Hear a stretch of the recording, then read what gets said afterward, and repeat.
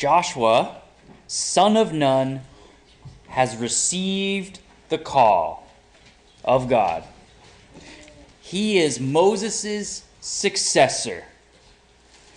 Talk about big shoes to fill, right? Moses was used by God to lead these people out of slavery in Egypt in this huge showdown with Pharaoh, and then through the desert and the wilderness wanderings, and he put up with a lot, and God used him to show his glory in many ways. So talk about big shoes to fill.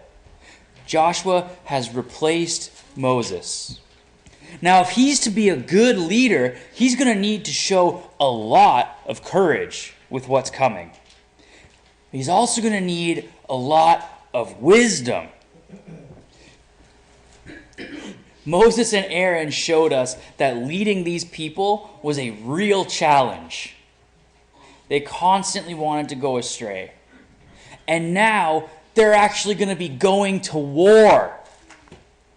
Now they're still on the east side of the Jordan, not yet in the promised land.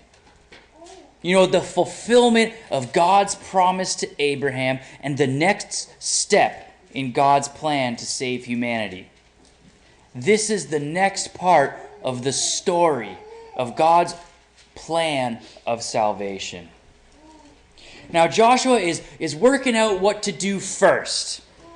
Before starting their military campaign to take over the land, he decides to get the lay of the land. Joshua sends out 2 spies. Now, before we go any further into this, what I think is actually a pretty exciting spy adventure, let's stop and think about what they're about to do and why. Deuteronomy 31, 3-4 says, God tells the people, the Lord your God is the one who will cross ahead of you. He will destroy these nations before you, and you will drive them out. The Lord will deal with them as he did Sihon and Og, the kings of the Amorites and their land when he destroyed them. They are about to completely wipe out the inhabitants of the land of Canaan. Why? First of all, this passage indicates that God is actually going to be doing the destroying. And it's going to be God who goes before the Israelites to dispossess the people of the land. There are a lot of people today who really struggle with this. You know, some will call it genocide and terrible. And you know, at first glance, it does seem terrible. Can you relate to that? When you first explored these stories, did you ever struggle with what happened, with what went on? I know I did. Sometimes I still do. It's tough. So we need to understand why God is doing this. And we're actually given 2 reasons. The first reason can be found in Genesis 15, verse 16. Now God is speaking to Abraham, promising that he will bring the people back to the land of Canaan to take possession. He says, in the 4th generation they will return here, for the iniquity of the Amorites has not yet reached its full measure. The Amorites, the people of the land, were guilty of a variety of things that God called wicked. There was sexual depravity and idolatry, including the sacrifice of children to their god Molech. In Deuteronomy 9, God tells them it is because of the wickedness of these nations the Lord your God is dispossessing them before you. So the time has come, finally, for God to judge Canaan for its wickedness. You know, sometimes we miss the fact that even though the other nations were not God's chosen people, they still answered to him and to his universal laws that should have been apparent to people. God says it should have been apparent that you don't sacrifice your children, that you don't do these things. The second reason is explained most clearly by Joshua at the end of his life, in chapter 23, verse 13, where he says, "Know for certain that the Lord your God will not continue to drive these nations out before you. They will become a snare and a trap for you, a sharp stick for your sides and thorns in your eyes, until you disappear from this good land the Lord your God has given you." The second reason is basically this: if the people of the land were left alive, they would be a snare and a trap. They would lead the Israelites astray from the worship of God to the worship of idols. And you know what? As we continue through the Bible and as we journey through the story in the coming weeks, you will see that that's exactly what happens. Until, in the end, God does send the Israelites into exile like he said he would. You see, what's happening here in Joshua is God is creating a holy land, a special land in which to establish what is supposed to be a holy nation. The nation that he is going to use to continue his story, his plan of salvation. And that can't happen properly when it's full of these wicked people. So back to our exciting spy adventure.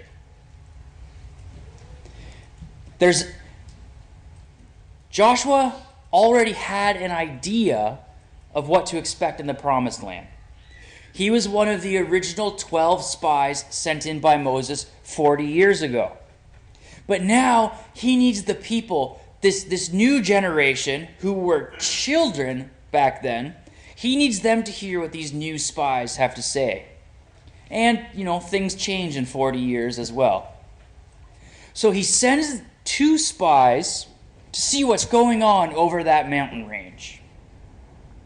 Just over the mountains was Jericho.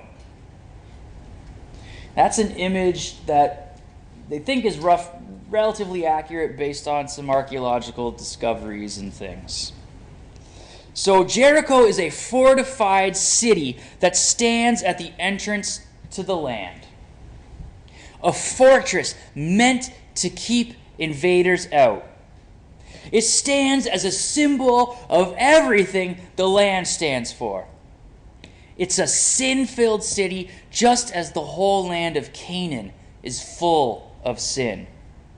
And at the center of our story is a person who could stand for all the wickedness of the city, Rahab.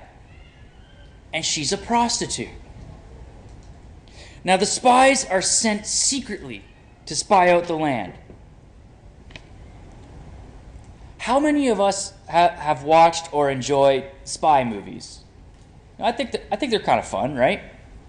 It's all the sneaking around. And these spies are clearly not up to those standards, because almost as soon as they enter the city, they are recognized as Israelites, and the king is told.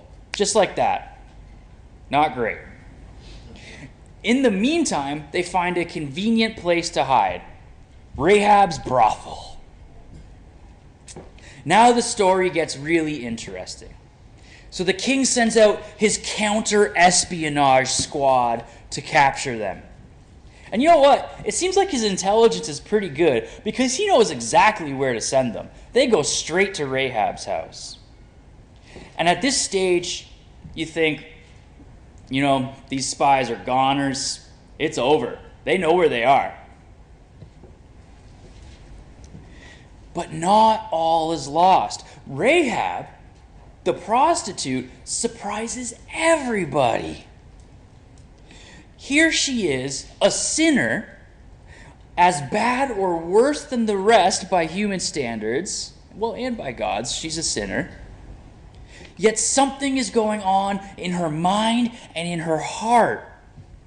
She has heard about the Israelites, especially about their God, and it appears she has become a believer.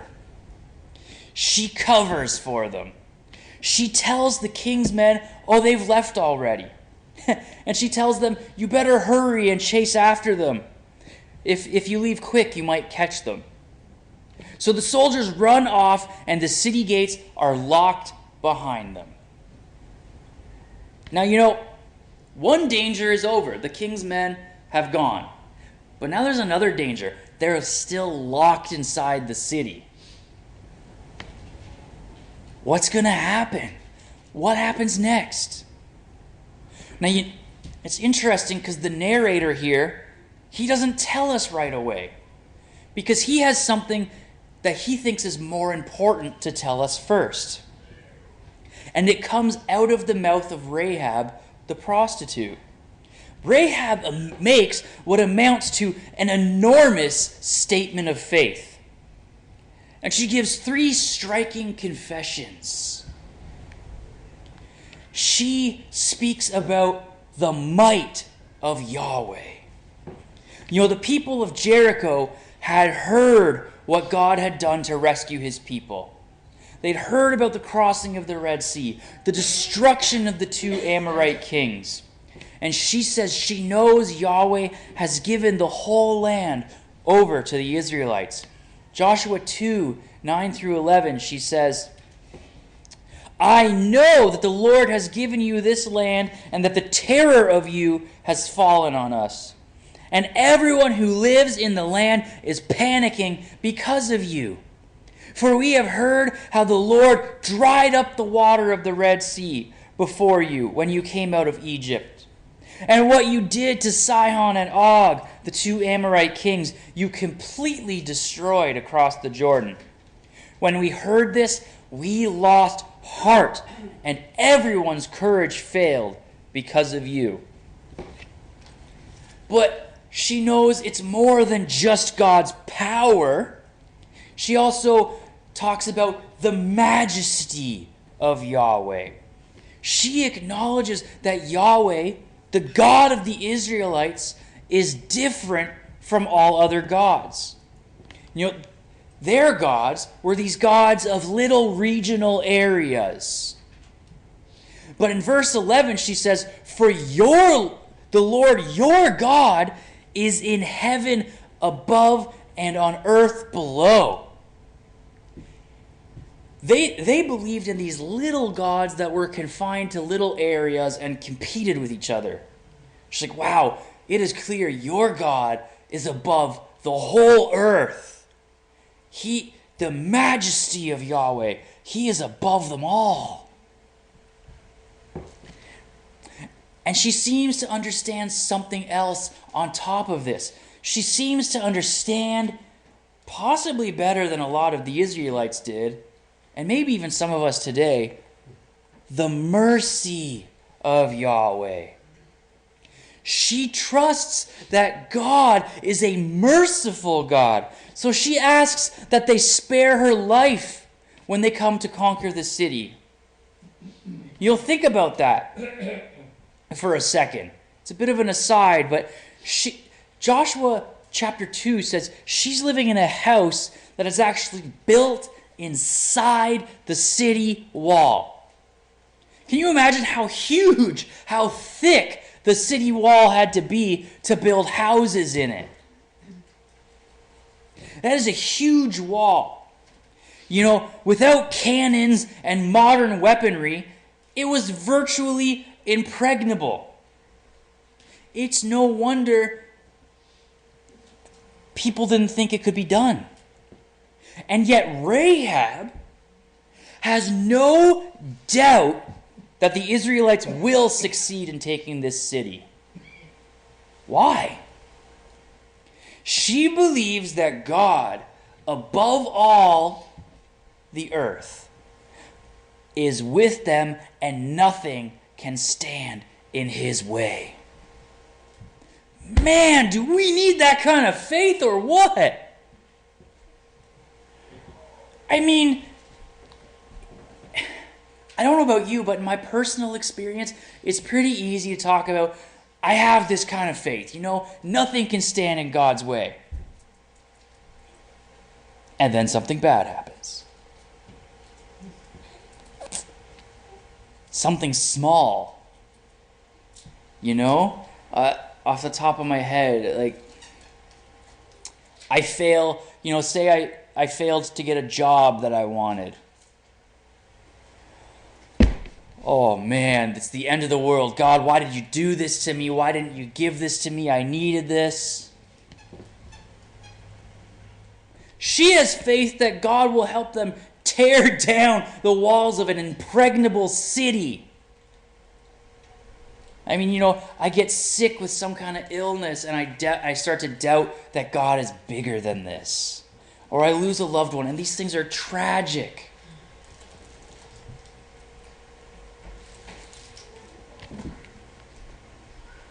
But they challenge our belief that nothing can stand in God's way.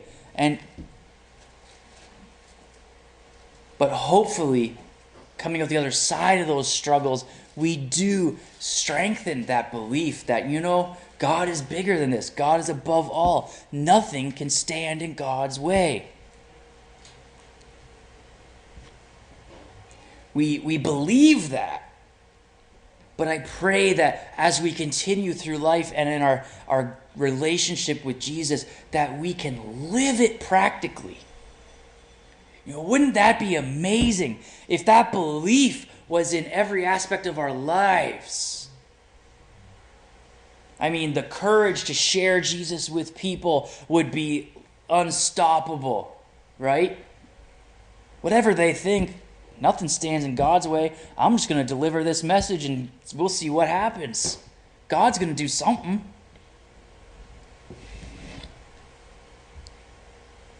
Man, I hope we get that faith. And I know some of you already have it. Mine's still growing.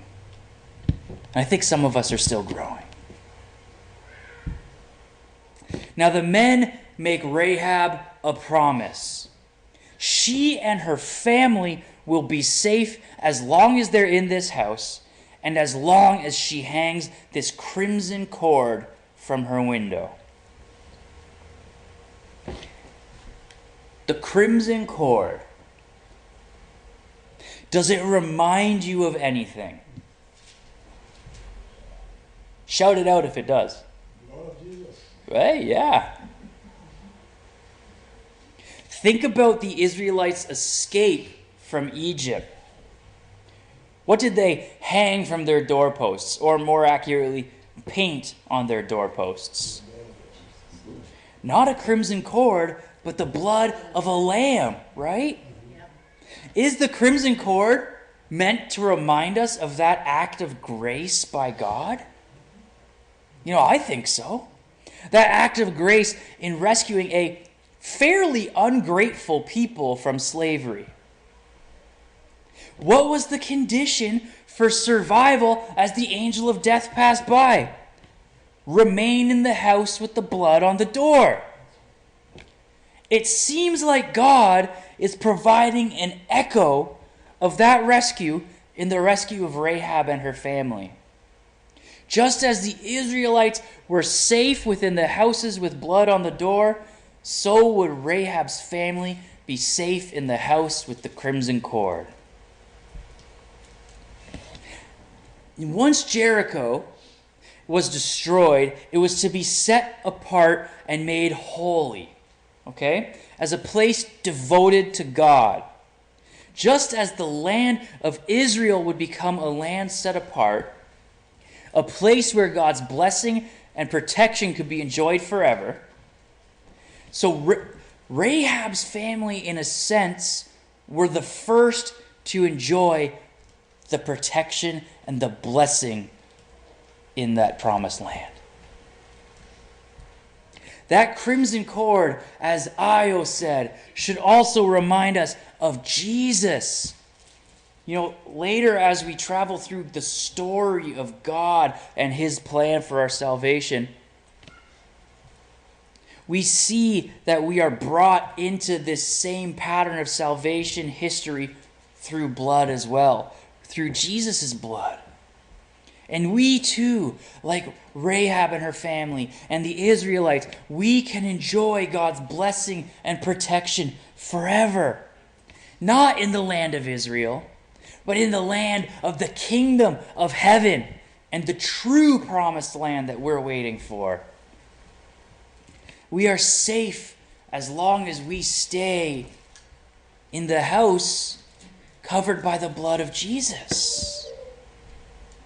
In the kingdom, in the family, rooted in faith in Jesus.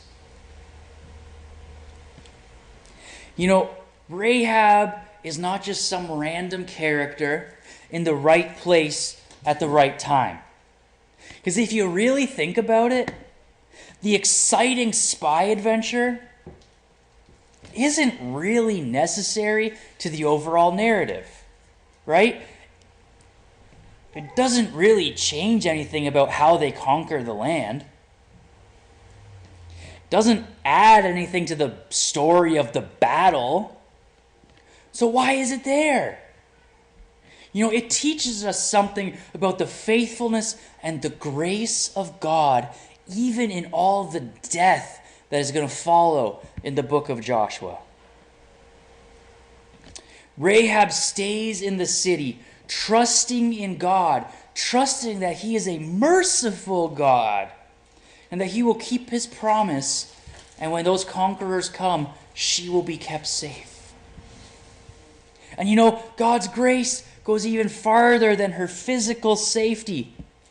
She is a prostitute in a heathen city, but God chooses her to demonstrate that His grace extends to all people, regardless of their nationality or their past. After the Battle of Jericho, Rahab and her whole family are brought into the nation of Israel. And Rahab marries Salmon, the son of Nahshon, basically a prince of the tribe of Judah. Her great-great-grandson is King David. What greater evidence of the grace of God do we need than the fact that one of Jesus' answers was Rahab, a heathen prostitute, turned to God? You know, unworthy of anything before God, yet raised in prominence by His grace. Cleansed by her faith in God, symbolized by that crimson cord, with its echoes of the blood on the doorpost, and ultimately of the blood of Christ that cleanses us all today. That crimson cord that started with the first animals God killed to cover Adam and Eve's nakedness continues all the way through to Jesus. This blood, the crimson cord, the theme running through the story of the plan of salvation that cleanses us all. The story of the conquest of the land of Canaan is a story of God's sovereignty and power as He establishes a nation driven by His holiness and yet mixed with His amazing grace every step of the way. You know, so as we continue through the Old Testament and we see a lot of judgment and blood and death, let's look for that crimson cord. That's that echo of God's grace and mercy, and remember His faithfulness and grace to the people. And as we face challenges in life, let's remember His faithfulness and grace to us. And joyfully embrace the idea that nothing can stand against our God. Remember His faithfulness and grace.